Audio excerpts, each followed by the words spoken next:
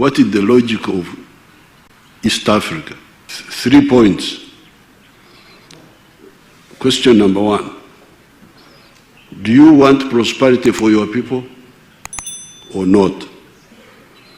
If you say you want prosperity for your people, then the question is how? How will you achieve it? Will you achieve it by getting aid from Europe or what? The answer is no. The only way you can achieve sustainable prosperity is when you produce a good or a service and sell it. You build up prosperity of the home, prosperity of the company, if you have got a company, prosperity of the country. But then, if you say prosperity comes from selling goods and services, who buys? That now leads you to the next question, that the more buyers you have, the better. This is really the logic of number 1, prosperity. And if you want examples, they are there in the world. The United States is now one of the richest countries in the world. But neighboring, there is Latin America. In terms of natural resources, Latin America has got more natural resources than the United States. More water, more minerals, more forests, and yet they are the most miserable people in the world. You see them walking on foot, going to the United States to look for food, running from a resources-rich continent to a much less richer part of the world, because of the other one is better organized. That United States created space for people who want to do business. If I'm a businessman in New York, what I produce can be sold up to California. So how will I not be rich? The challenge which the Africans have is, what are you trying to do? Are you trying to build a Latin America in Africa, or a United States of Africa in Africa? If you say you are determined to build a Latin America in Africa, then God bless you. So this is the first logic. The second logic is strategic security. How can we be secure from, you see what's happening in the world, the wars, the what, and what happened to us? How can we be secure? Can Uganda alone be secure in the world? Even if Uganda becomes a developed country, can it be secure really? Against America, against China. Now, suppose China decides to become an imperialist power. They are developing now.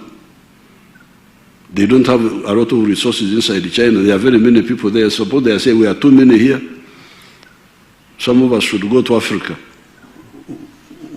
How shall we defend ourselves? So that's why we say the second logic is strategic security. Then the third logic, third reason is, by the way, these people we are trying to unite, who are they? The answer is that they are either similar people or people who are linked. You have the Bantus all the way up to South Africa.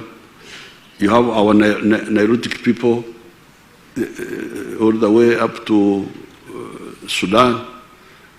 There is a group in Ethiopia called Anuak. They speak Acholi, I speak Acholi. But then East Africa is lucky. We have Swahili. Swahili which links us. So therefore, these are the people we are saying, you people, you unite, first of all, to solve the problem of your prosperity. Secondly, to guarantee your strategic security. And by the way, you seem to be similar, or to be the same, and you have linkage. This is our logic. For the last 60 years, this is what I've been involved in. When Africa was taken over, we got scattered. South Sudan was under the Arabs. Congo was under the French. Burundi, Rwanda were under the French, and Belgians. I think they were Belgians or something like that. Here we were British. We were British, part of in Kenya, Uganda, and Tanzania. There were Germans in Tanzania before. Now we were cut off. Before the Europeans came, you could move from here all the way up to the coast of East Africa. You could, we knew from here, you go to Karagwe, Tanzania, you go to Buhaya, you go to Bujinja, you go to Sukuma, you go to the coast. On this side, Congo, we're calling Congo Bulega. That's why you hear that one of our kings was called Kabalega. In the north here, you would go to Buchiri. Buchiri is Lango. Bugani is Achori. You go to Bari. We knew Bari. We were linking with the Bari in South Sudan on this side. But when the colonialism came, it cut us off. So I'm glad now the East African community is reassembling this area. So I am very happy to welcome you here. I don't know why they chose us, because I'm not chairman. What was the reason? You said I was one of the ancient people. You are a part of the community. Thank you very much, and I congratulate Somalia. So I was telling His Excellency, in 1968, they had a very clever prime minister called Muhammad Egar. He wanted to join the community in 1968. He came to Arusha, he wanted to join. But then Idi Amin came in here, then problems, then. But we solved the issue of Idi Amin here, and I congratulate Somalia for Somalia is already part of the community.